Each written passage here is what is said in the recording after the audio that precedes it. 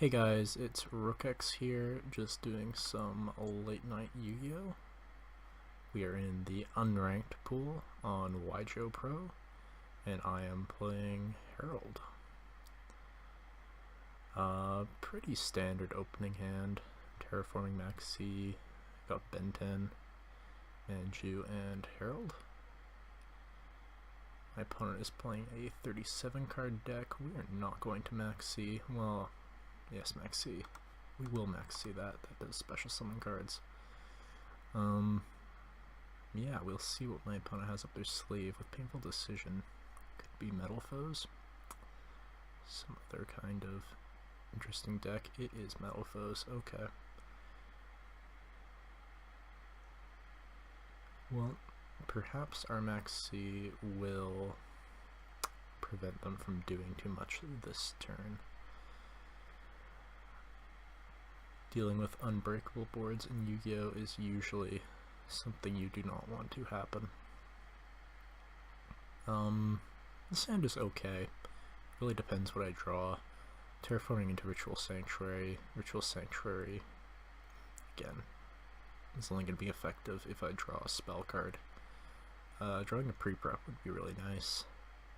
I can trigger the Benton, add whatever I want, basically, because Ben 10 is broken. Okay. Yeah, standard Metal Foes shenanigans. Unfortunately for me, he's not doing a lot of special summoning. He's got a scale now. He's using double eccentrics. I'm kind of question the efficiency of that. I don't think he's going to get very much value from this. Kind of going a little minus. Just has the two eccentrics up here, yeah.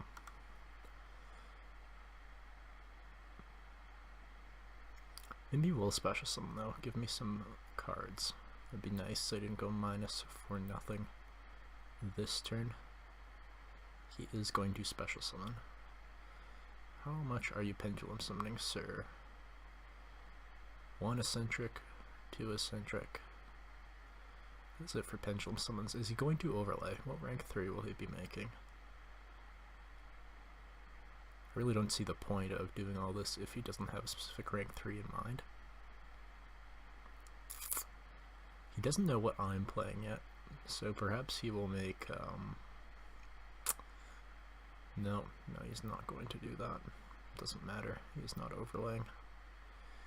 Sitting another Metal Foes trap card. And a mystery card. Okay, so that is his turn. It's not the greatest of top draws in the world, but we're going to start off and deck them. Because there's no reason why not to. Add Ritual Sanct to hand. And now I'm thinking Manju into Dawn on the Herald, tribute Ben 10. Ben 10 adds Seraph Scepter, and then we'll have Scepter and Sovereignty. We will have our Chair Engine. Unfortunately, it will use our normal summon for this turn, but we'll have it set up for next turn, and I don't think we're dying this turn. Plus, we're going to have Perfection on board, which always helps slow our opponent down, since we just negate everything they do.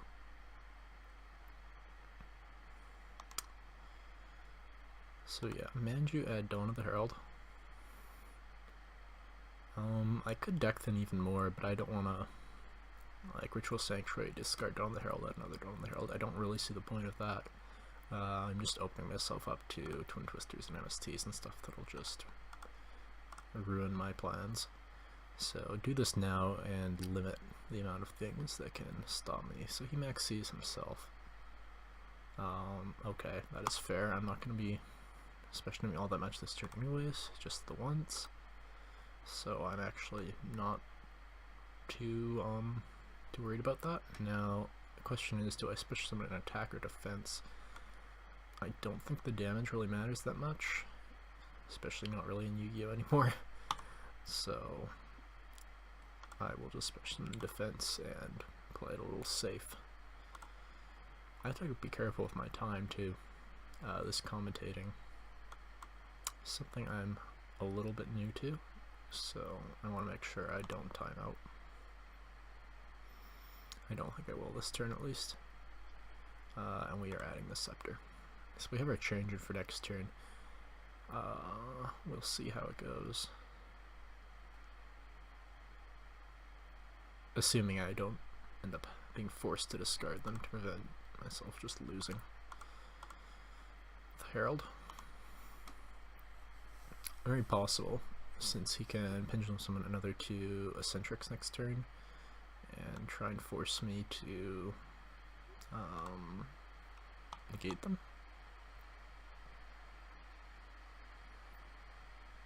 That is fine. You can use your Metalfoes counter. Do these have a once per turn clause? Yes, once per turn. Okay. So, yeah, he's going to be baiting out one of my fairies for sure next turn. Now I see the wisdom in leaving this in defense. This Metalfoes counter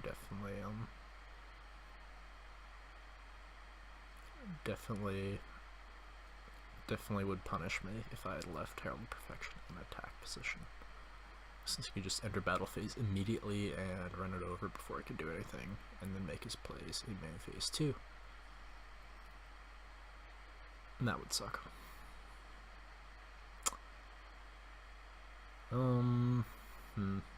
Perhaps I should have max seed there. Probably would have been good, since I knew he was most likely pendulum summoning this turn. Do I do it now? I don't think he will. He's going to be tributing this, so what else would he be special summoning this turn? Yeah, he's not going to be overlaying, so I don't see any point. Yeah, he tributes the eccentric. He's going to try and kill that. I will do this. Now this is where Herald really struggles if he has set the counter trap. He has not, but if he does, that's an excellent way to get rid of Herald. Kind of bide your time. Wait till you force Herald to make a negation, and then you trigger your counter trap. And it's bye-bye Herald. Unless I have Machine Angel Ritual in the graveyard, I am running those. Or alternatively, if you're playing a Saphira build, you will have Hymn of Light in the graveyard and protect your Herald from counter traps that destroy, at least, since they resolve not on the chain. Do I care about Gold Driver? I do not care about Gold Driver. I don't think I'm max seeing that.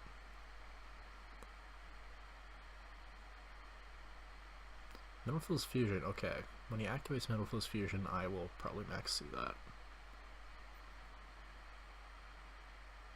Yeah. Do I just negate it? If I negate it, he activates the effect and he pluses. So I'll pendulum summon this turn. I think I have to negate it actually. Because I think he can fusion summon a guy with enough attack to just run over Herald. I'm not that familiar with Yu-Gi-Oh lately. I have not been playing in a long time. What is this? Not playing competitive decks in a long time. Okay, that's fine, whatever. I do not want to waste my sovereignty. I want to leave myself some hopes, at least.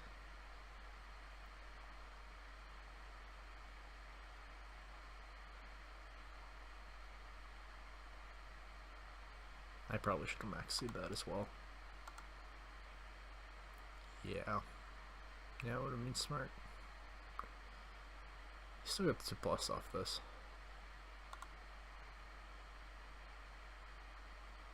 I don't know what Full Metal Alchemist is really gonna do to me. Hopefully not too much. He sets a card and Summoner's Arts. It's fine.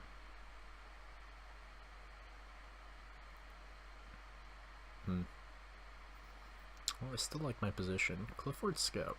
Interesting. Some Clifford Metalfoes hybrid deck my opponent is running here.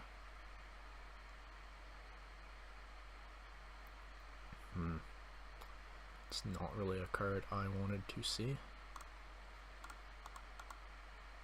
I have one spell in graveyard, that's a little unfortunate. I wish I could have decked it a little bit harder. Discarded some more spells and or just played more spells.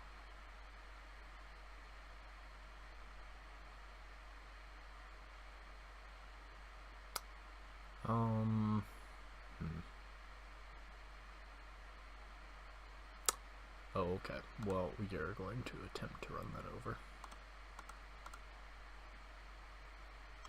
See how that goes.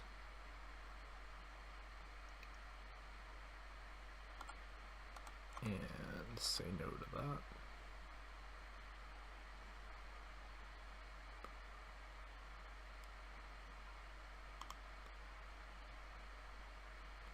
And now a replay occurs because the position on field has changed, and we will attack directly for 1400 points of damage, putting my opponent at 6600 and leaving myself still at 8000.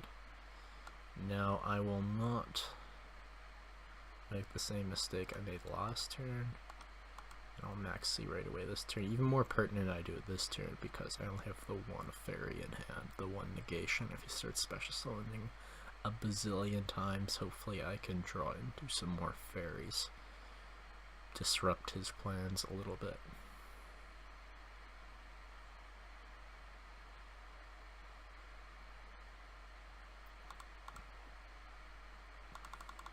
Hopefully dump some more spells. Ideally what I'd like to do is keep the Sovereignty in reserve, and at some point use Ritual Sanctuary, shuffle back 4 spells in my graveyard into the deck, especially the Scepter, and trigger my Cherry Engine that way.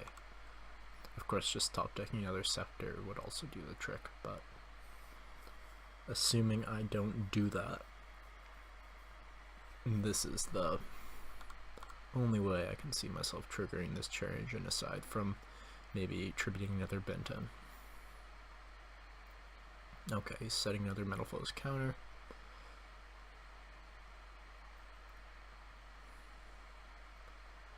Not too much to worry about. Again, counter traps are the only real traps I'm overly concerned with in his deck. That is fine. His scales are really awkward right now. I don't want to help him out. I'll let him fix his own scales. Pay 800 for Scout. Monolith, okay. How are you getting rid of this awkward scale, though? I assume you have some plan for that? Again, perhaps I would know that plan if I knew how Metal Foes played a bit more. No, he does not have a plan for that. He leaves himself with a 9 and 8 scale. That is not looking good for him. And he surrenders. Because, yeah, things are looking grim. Alrighty, that is one game. We're gonna jump right back in and play another. Alrighty. Which place are we going, first or second? We are going second. I still have Regeki main decked in this deck. Probably more of a side deck card at this point if I cared that much about the Yu-Gi-Oh meta. Yeah, it's kind of crazy that Regeki's gotten to that point, but quite frankly, it's probably not a main deck card anymore. Okay, max seeing. Can't do too much this turn. I don't know whether I would have planned on doing too much this turn anyways, because I open with pre-prep, which is always great, but I have no way to add a Benton to my hand. So, I don't know how optimal it is for me to Herald. I mean, Herald's Herald. It's probably just a good idea to do it anyways. You know, if I make him +1, he opened pretty passive, just setting something. I don't think his deck's... well, who knows really what his deck is. To give him 4 or 5 cards? That is the question. I have this Regeki in hand, so I feel somewhat safe. but maybe giving him some more advantage. Yeah, Herald is just so strong. We will let him have one extra card in return for Herald on field.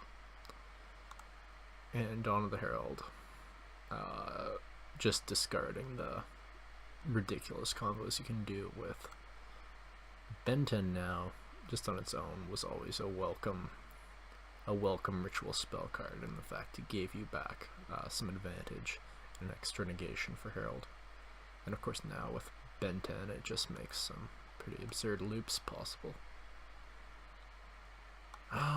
Some sort of Galaxy Eyes deck, kind of rank 8 spam maybe, who knows. I don't feel like negating that. I want to save my negations for more important things, although I have to be careful, because if I allow him to get 2 level 8s on field, or I could just lose connection. What I was going to say is, if I could allow him to get 2 level 8s on field, and you could just overlay for a big beater, and me not having the ability to negate anything beforehand, would allow my Herald to just be run over, which is never something that you want to happen. Something you always have to be worried about when you have your Herald in defense position is whether your opponent can just make a big beater just by special summoning through Synchro or Exceed Summon, and not give you the chance to negate anything beforehand. So again, we open with pre-prep, but no way to add a Benton to our hand, so we can't trigger this awesome chair engine. That is a little unfortunate.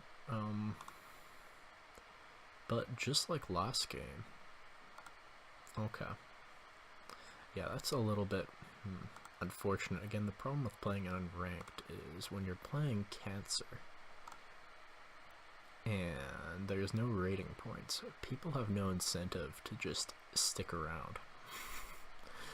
They'll just quit, which, you know, I can't really blame them for. I am playing a deck that says you can't play this game, which is never a fun thing to run into. Again, we lose the rock, paper, scissors. I think I haven't won one yet this session. Unfortunate. Upstart Goblin. Okay. I'll take your free life. And again, just set a card. Man, 3 cards in the extra deck. I don't know about that in 2016.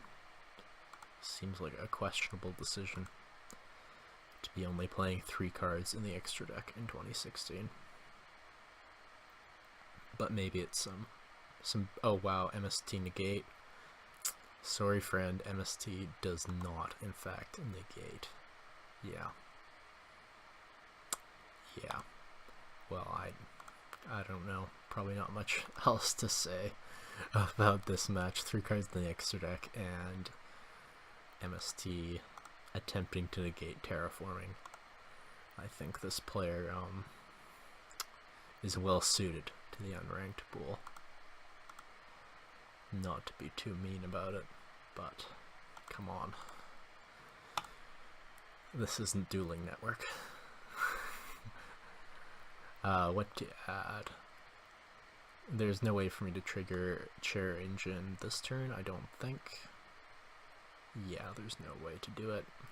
So I'll have to just do it with Manju. Sure, let's go about it this way. Add Benton like this. Donal Sun Manju, add Dawn of the Herald. Yes, we won't activate that effect. Dawn of the Herald.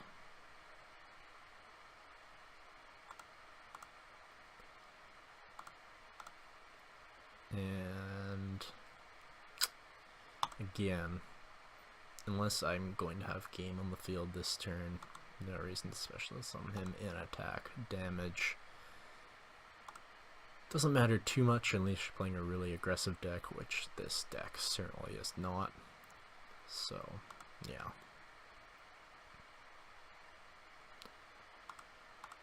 And how many? We have 4 spell cards, so what's nice about this is that I can afford to ditch one of my Chair Engines, Scepter, actually, not Sovereignty, Scepter. I can afford to ditch Scepter to an extra negation, and I'll just be able to special him back next turn, even if he pops Ritual Sanctuary, because I have another in hand. Let's attack this face down and maybe try and glean what my opponent's playing. Gradles. Okay. Well, we're probably going to have to negate Gradle Cobra. We do not want to lose our Herald just like that. And now my opponent's giving me a chance to trigger my chair engine. It's so tempting. I think I'm asking for trouble if I leave it and try and gain more advantage out of it by popping my opponent's stuff with Scepter. So I think a solid plan will be to trigger the chair engine, pop Manju via Scepter, and then make an Ouroboros. Make him go -1. I like that plan. So that is what we are going to do. Since my opponent was nice enough to provide me an opportunity to do this in the second main phase.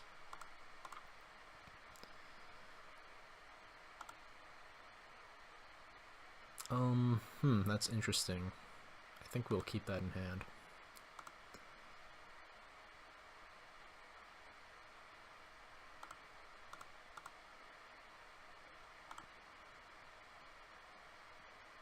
Geki. Okay, so we're going to make the aforementioned Evil Swarm Ouroboros. We are going to pop Manju the 10,000 Hands. We are going to plus off of it. Ooh, a pre-prep. That helps significantly. Just endless advantage in this deck. And we are going to make our opponent go -1. Okay, hitting the Kaiju, that was a good thing to hit. Herald and Kaijus do not like each other. Perhaps he has more, though. Although with 3 cards, if he tributes my Herald, what is he really going to do with the 2 remaining? Yeah, I don't see any great play. Okay, well, aside from that card, that's a good card to play. Even then, though, honestly, I just have so much plays for next turn unless he finds a way to kill me this turn and or establish a board that's very hard to break. I don't see myself losing this game. Yeah, he's just gonna run this over, do insignificant amounts of damage, and next turn I'll be able to, at the very least, clear his board with Regeki. If this is some sort of a trap, that'll be unfortunate. It is not. Okay, so we have pretty much free reign to do whatever we want, and I think we will be exploiting that. Discard this other copy of Ritual Sank. We are going to add Machine Angel Ritual to hand. Get Dakini out on board. Dakini is a very useful card. Kind of just personal taste that I play her in my builds. Obviously, Cyber Angel Vishnu is another possibility, as well as just not playing the big Cyber Angels. You can just play Ben 10 as well, and or Idaten. But I don't mind this play at all. At all. And we are just going to trigger our chair engine again.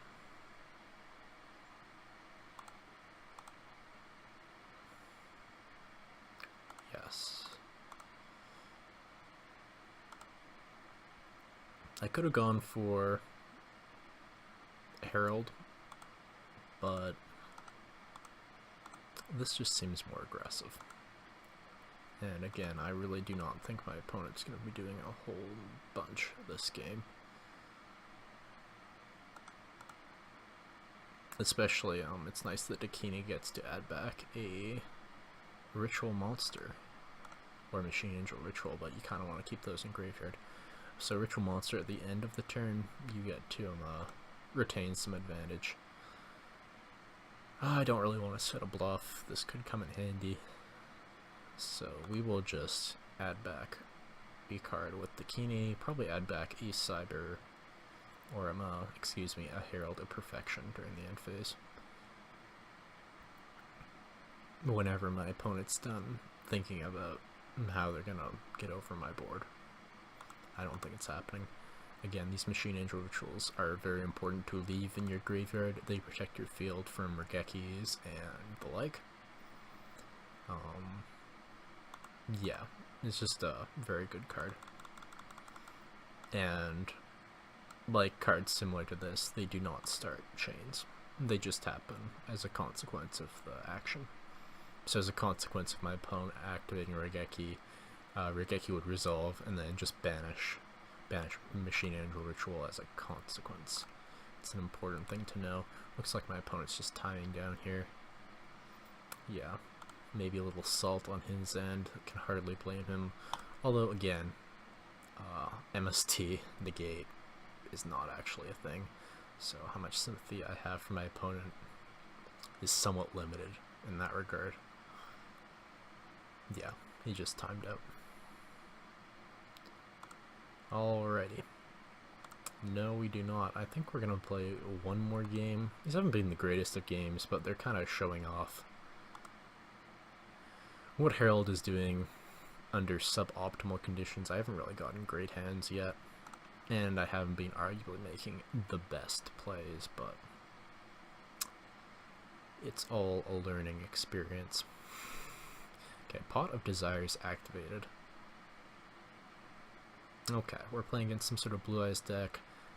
This guy does have 15 cards in an extra deck. That is good.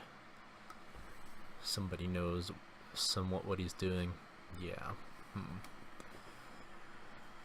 Blue Eyes is a bit of a bother. Pretty big bother, actually. There's such a different builds you can play, though. It'll be interesting to see how standard his first turn play is. This is pretty standard. So Spirit Dragon kind of dodge targeted effects. And more importantly, it can bring out a Moonlight Rose Dragon at a suboptimal time. Yeah. Regardless, let's deck thin a little bit first. I'm going to pre-prep before I upstart, and possibly Ritual Sank before I upstart, just so my deck is thinned a bit more. And I'll have a better chance of drawing what I want. Just one of those very small things that you'd be surprised when it comes in handy. Okay, and my opponent immediately quits when he sees what kind of deck I'm playing. I don't know, I didn't think his position was very bad at all. It depends what I upstarted. I could make my chairs this turn depending on what I upstarted. So, yeah, my opponent probably was a little too eager to give up that game, but I can understand his thought process. I said that was going to be the last game, but that was kind of a crappy game.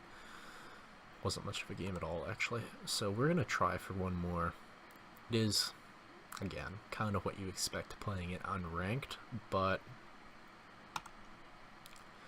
I think sometimes, again, it really depends on the day and the time, but sometimes you really get some interesting decks in unranked. And by interesting, I don't mean objectively terrible. Sometimes they are described in Yu-Gi-Oh!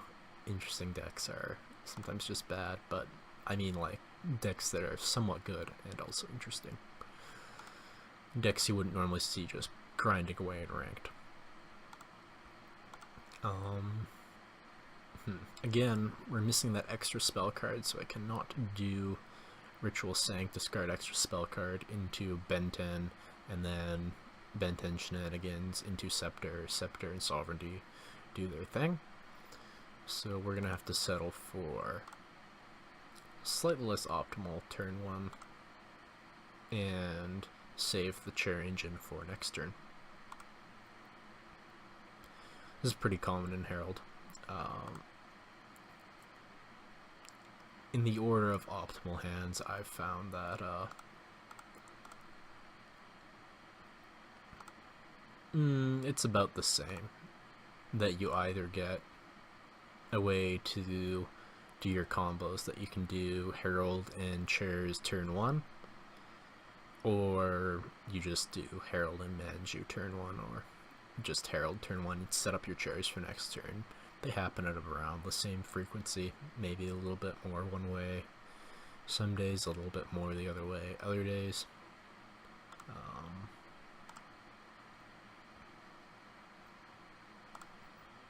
Yeah, it just depends. Obviously, it's nice opening with the chairs, because then you draw a bunch more cards, hopefully a bunch more fairies, maybe a max C, and you get to make Ouroboros and make your opponent go minus. Which is always nice. Kind of from a psychological point of view, too. I knew when I was playing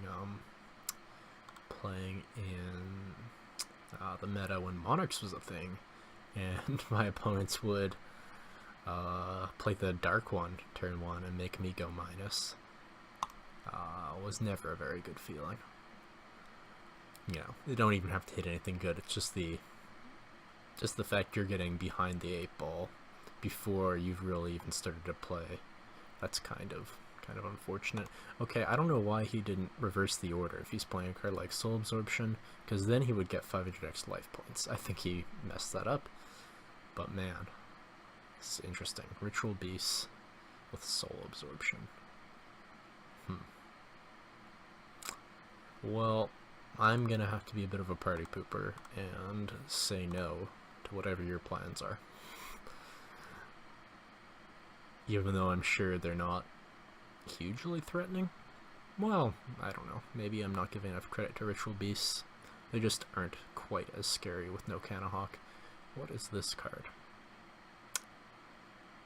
Don't remember that card being a thing. But since he only has one card left in hand, he's going kind of minus. I think I can safely negate this. Ooh, 500 extra life points, boy. That could be the margin of victory for you, sir. Could be. I doubt it, though. Okay, now we get the max C. It doesn't really matter. How many spells do we have in Grave? Only 2. Because I'm thinking if he has some sort of, there's some sort of a counter trap and he stops my Seraph Engine, if I had 4 spells in Grave, I could just try and re-trigger it with Ritual Sanctuary. That really helps in some situations like that. But we're just gonna go all in. There's no reason why not to. I'm really not that afraid of whatever that is. Even if it is like a Solemn Warning or a Solemn Strike, you know, he's still in a abjectly not very good position at all. We're going to be summoning Sovereignty into attack, just in case I decide I want to attack with all my monsters before I overlay. I probably, well, if I still have them, if I still have a fairy in hand, there's no reason why not to, because if that's a battle trap, I'll just negate it. However, if I unfortunately end up with no fairies in hand, then I will overlay to a Deltaros first, to get rid of it just in case. It's like a rippling mirror, or a drowning mirror force, or something of that ilk. Yeah, no fairies in hand. I could always just search one. I think I'll do that. Keep the Soul Charge, discard the other Ritual Sanctuary. We will probably be shuffling it back at some point anyways. Yeah, let's just add a random fairy. Ben 10 is always a good one to add, especially if you don't have any plans to do much else with it. It's just a good card to have in hand. You have this to attack, and I can safely attack, because if it is a battle trap, I will just negate it. I'm doing it this way just for the extra damage. Why not?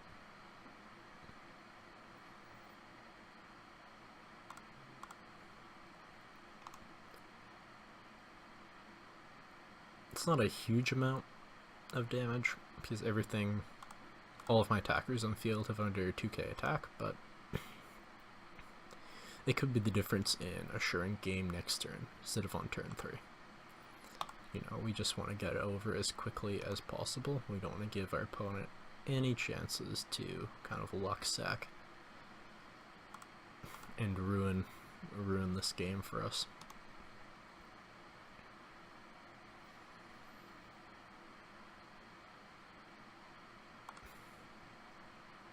So I think I'll be making Ouroboros, not a Deltaros, although, no, we will make a Deltaros, just to clear his board. I didn't want to banish his Tamer Wen, because this is Ritual Beast. This might actually help him. And I don't want to make an Ouroboros and just banish a spell card for the sake of banishing one and give him 500 extra life points. And I definitely don't want to be returning Soul Absorption to hand. So I think Deltaros is prudent.